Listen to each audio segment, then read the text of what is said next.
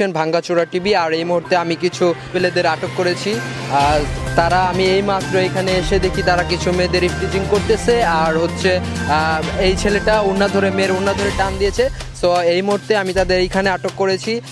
আমি অতি শীঘ্রই তাদের মিরপুর থানার নিয়ে যাব আর তাদের গার্জিয়ান ডাকবো। সো তোমার নাম বলো। আমার নাম জীবন।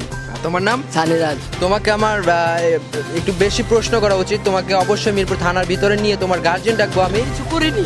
তুমি কিছু করো নাই, সেটা আমাদের ক্যামেরায় ধরা পড়েছে। আমাদের ভাঙ্গাচোরা টিভির ক্যামেরায় লাইভ দেখানো হচ্ছে। তো আপনারা দেখছেন লাইভ টিভি, ভাঙ্গাচোরা টিভি থেকে দেখছেন। এই সানিরাজ ছেলেটি এই মুহূর্তে মিরপুর 13-তে আমরা এসে সরাসরি হাতে নাতে আমাদের গোপনীয় ক্যামেরায় ধরা পড়েছে। এই মুহূর্তে আমাদের সাথে আছে একটা ছেলেকে পেয়েছি আমরা। তোমার নাম কি?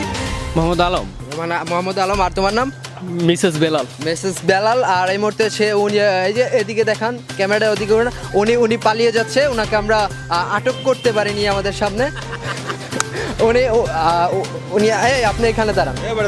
উনি হচ্ছে বড় স্টিচিং করে, ঠিক আছে, এই সাংবাদিকের সাথে অসৎ ব্যবহার করতেছে। এগুলা ঠিক না। আমাদের ভাঙ্গাচোরা টিভির পর্দায় দেখবে জি ভিডিও।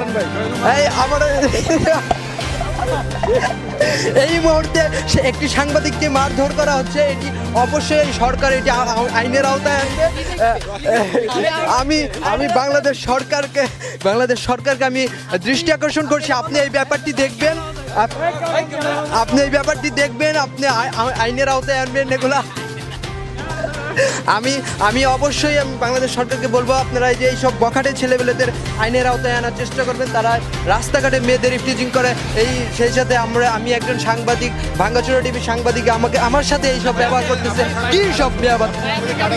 আমার অবশ্যই কার্ড আছে। আমার কেন কার্ড থাকবে না? তোমরা সাংবাদিকের সাথে এরকম ব্যবহার করতেছো কি সব? না, এই ভিডিওটা অফ করো তো, ভিডিওটা অফ করো।